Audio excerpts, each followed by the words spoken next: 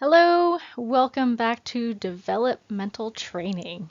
So this is going to be the third and last rendition of our developmental training series in the classical solutions playlist. I might go into geriatric horse things later, but I know it's technically a part of developmental training, but I need to do a little bit more researching on it. I mean, I know enough of from my own experience with geriatric horses that I think I know what to do, what to say about it, but I want to be like fully competent in this subject before I start doing that. But anyway, welcome back to Uplift Equine, and thank you for watching up till now. Today we are going to talk about more of the adult horse, so 7 to 8-year-old and beyond, up until geriatric, and then industry implications of all of this information that I've been giving you guys with this series. So 7 to 8 years old, developmental mental age compared to ours would be 21 to 26-year-old, so it's a young adult. I mean, I consider horses a young adult between 5.5 and 8 years old, and then they're just kind of adults after that. But the spinal bones C1 and C1 and then T1 through T7 finish within these couple of years. So those gray bones that you see on the chart there, that turns into the withers and that bone that's right behind the skull. So that's got a lot of big implications with training, especially with roll cur these days, or any kind of like behind the bit issue. You can see this in a lot of Western stuff. They'll be behind the bit, head low, but behind the bit. In English, it's more like head high and behind the bit, but it's just, if you're stretching that ligament too much, everyone knows you're going to break at the third, but it's not really at the third, it's more like at that second. But this growth plate is still active until they're like 8 years old or so. So are the withers. Notice how a lot of quarter horses are downhill. Just saying. These are the years that start showing the injuries inconsiderate early training has caused and presented as behavioral issues. So behavioral issues such as pinning ears when tacking up, pinning ears, not wanting to be caught, pinning ears in general. A lot of mayors, they get blamed as quote being mayorish, or studs will be blamed as being studdy. So it could be hormones or it could be pain. Geldings, they tend to get a little bit more slack than geldings and stallions and mares, but they will come as behavioral issues, and sometimes it can start with bucking out of nowhere, rearing out of nowhere, not wanting to turn one direction or another out of nowhere. A lot of this stuff seemingly comes out of nowhere, but it had been building for years. Joint problems and early arthritis. So a lot of horses that come out of like the Western pleasure industry, by the time they're about 6 years old, they have some chronic arthritis. And the industry will try to make up for that and say, no, it's just because those horses are really old. They're old. If a horse is old by the time they're 6 years old, and the horse is expected to live into their 30s, there's a problem with this concept. The race industry does the same thing. They're old if they're past 4 years old. There's just a lot of problems. Reining as well. The English sports less so, but I do know some hunter jumpers where it's just like, oh, I have an old horse. They're 7 or 8, you know? But in the positive note, haute école groundwork would be in full swing. So groundwork as in no rider. So haute école would be piaffe, passage, some of the school jumps. This is only if the horse has been prepared throughout its developmental life. So if you've had this horse since they're a yearling or so, and you've prepared them, or you've had them since they were 3 and you've caught them up on their groundwork, then 7 to 8 would be when you start introducing the high school stuff. Groundwork only, by the way. I usually fit a saddle at this time, because that's when the T1 through T7 is done. I don't want to fit a saddle for a mutton withered horse when in about a year or 2 I'm going to have a medium withered horse. And I just paid $5,000 plus the saddle fitting issues. So I'm like, no, I'll wait. And people are going to be like, well, what about showing? And I'm like, well, either get a cheaper saddle that basically fits or just wait. Collection under saddle is started and developed at these ages. So this is where I start second level work. So first level riding stuff will be the year of between, of 5.5 through about 6.5, 7. And intro through first, yes, it can be done in 1 year. Yes, it can be done well in 1 year. If you have all of that groundwork built up, that groundwork preparation built up so that they have the muscle memory, they have the higher level preparation, so they're doing like 3rd level stuff in their groundwork by now. So like the groundwork should always be higher level than what you're riding if you're going to start them early and then ride later. But with all of this preparation, intro through first is not really a big deal, in my opinion, in my experience. Second level, I would say, would take a full year because that's when collection is introduced, and you want to get that right for all of the gates. All right, so 9 through 17 years old, the entire skeleton should be ossified by now, and this is adulthood. So not young adulthood, not geriatric, this is adulthood. So 9 through 17 is between human ages 27 through 53 years old, as if you want to compare it to, maturity-wise, what we know.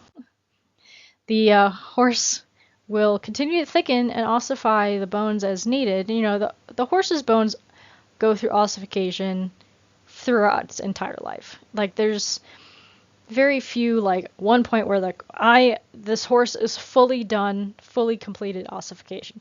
No. With anybody's bodies, once all of the growth plates are fused and set, depending on the demand on the body will continue to ossify if it has a demand to do so. I mean, if they're a pasture pet, they'll ossify up to a certain point, and then the body's like, okay, I can maintain. But if they're being trained for something, say like long distance trail, the bones will ossify according to how much strain is being put on them, and then they will adapt and re-heal and all of that. And I mean, it goes into the muscles as well. I mean, muscles can atrophy, but rarely, if you're a vet, please correct me, but rarely do horses' bones go into like osteoporosis. There's usually a very much of a larger problem happening if the horse is getting osteoporosis. Training will continue to develop as needed for the chosen discipline.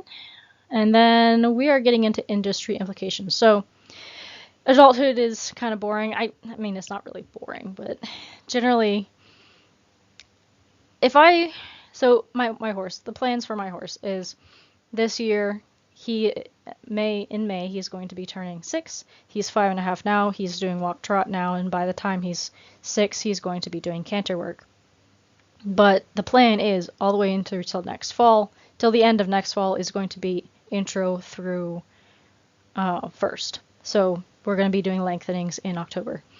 But his 7th year, so getting close to like starting more like April, in 2026, so that's when he's 7, because he was born in 2019. His 7th year will be collection, so that's all second level.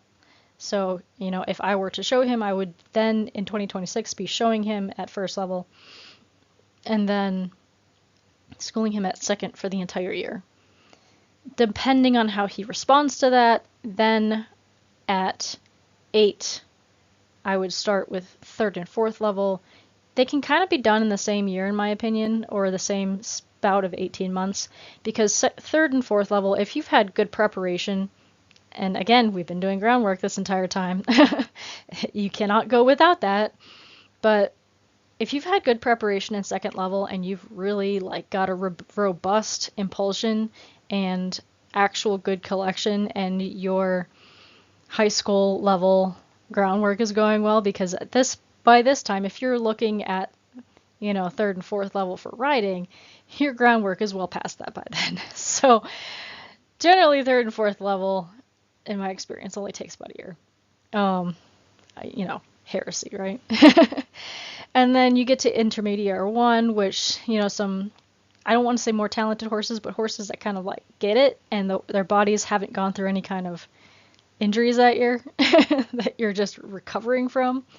You can kind of dabble in your intermediate 1 and then get through your intermediate 2, and then PSG would be at age 9, I believe. Yeah, so 7, 8, yeah.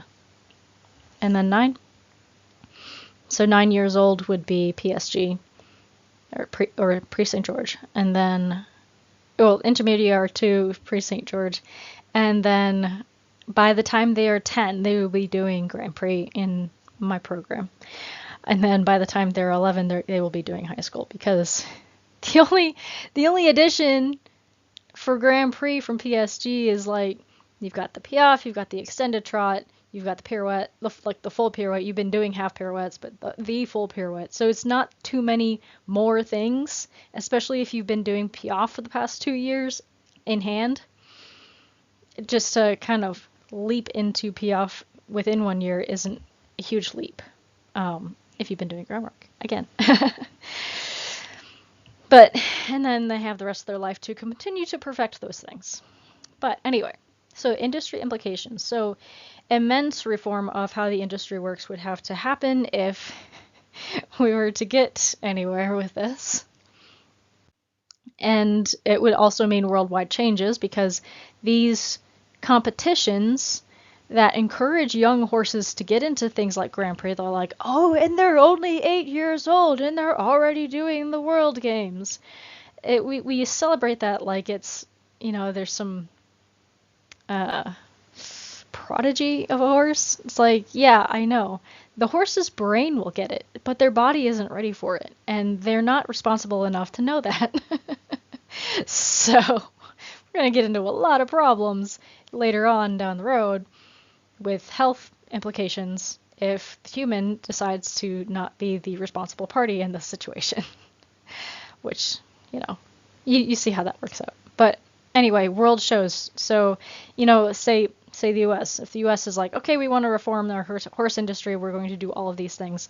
And then, you've got 9 and 10-year-olds just starting to compete in Grand Prix, when you've got these other countries touting, oh, my horse is 8 years old in Grand Prix, huh? I know that's not much of a difference. It really isn't that much of a difference, if you think about it. But you've got people's pride. So it would have to have worldwide changes, and kind of getting rid of those young horse competitions would be part of it. I say this carefully because I would get a lot of hate for these things. Cultural changes within the profession and amateur communities. So amateurs being okay with getting, quote, older horses, which, they're not really older, as we have seen. But being okay with not getting a 3-year-old and expecting them to be, we can do anything fully trained. But being okay with, if I'm going to have a Grand Prix horse, I understand that I'm probably not going to get them until 7. They're not going to be Grand Prix ready, and then I can learn with them for the next 2 years. That would be more reasonable if amateurs would get to that. I think it would be easier for amateurs to get to that point than professionals, because professionals are like, we need to get these horses through as quickly as possible, because they're not about teaching the horse. Many of them are about animal turnover, like kind of turning the house over, turnover of stock, basically.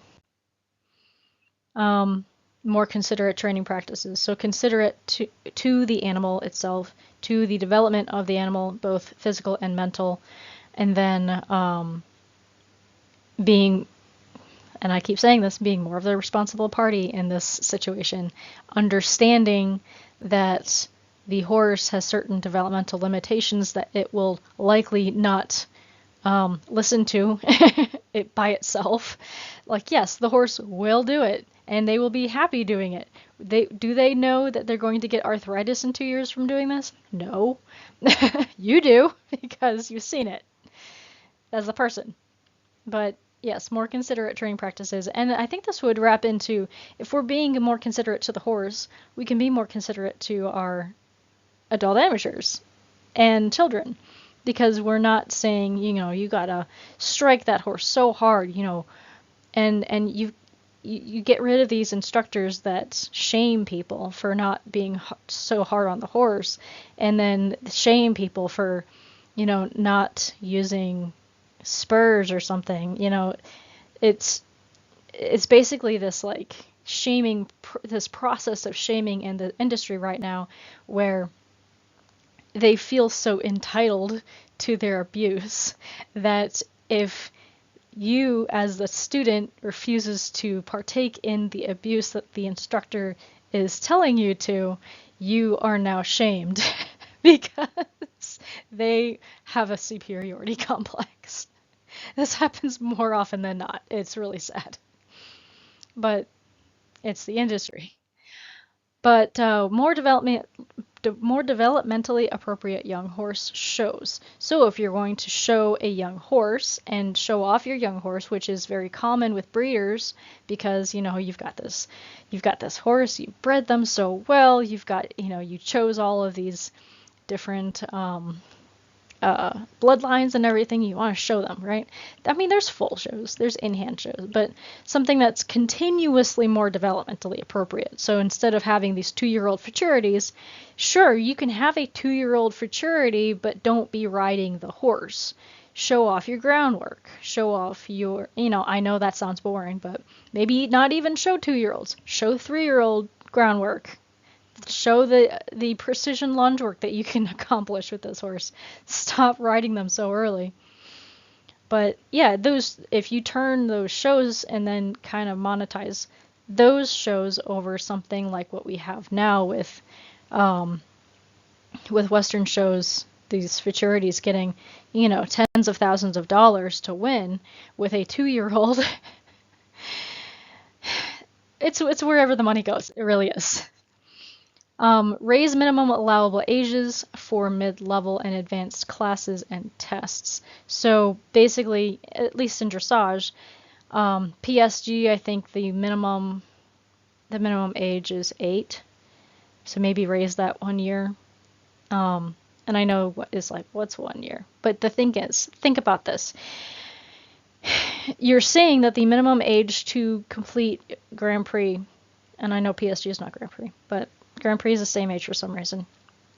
The minimum age to reach to Grand Prix is 8. So the industry is going to say, okay, we need to be training the horse much younger so that we actually reach Grand Prix at 8 so that we can get this horse out and shown and sold.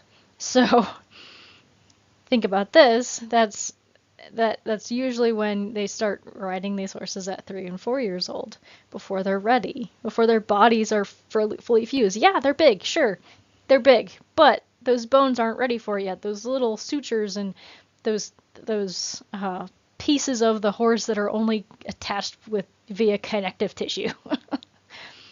No, and it's not solely the weight of the rider that's the issue. It's the amount of force that is being demanded from the hind end with those hips, with those that pelvis. So it's a lot of factors here. Move cash prizes to young adult and adult competition. So when I say young adult, as in young adult horse. So instead of having such high cash prizes for these young competitions, maybe have cash prizes for the competition, the finished horse competitions. Hey, I finished this horse so well. Don't have $5,000 goes to the best colt starter that can do this within 1 hour. Maybe go to, the best finished horse.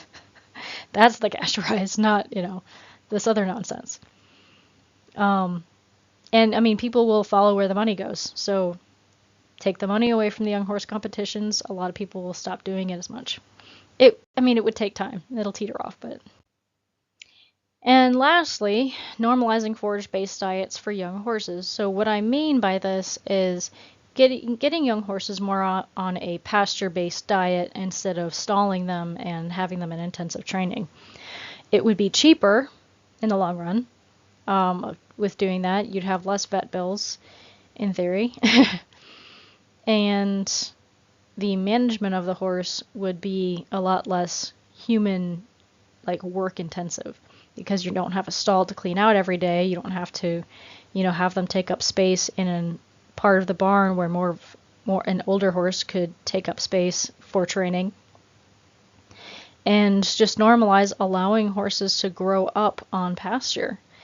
You'll have better horses, safer horses that don't have to have such intensive training all the time, because half that training is just getting them used to stuff, right?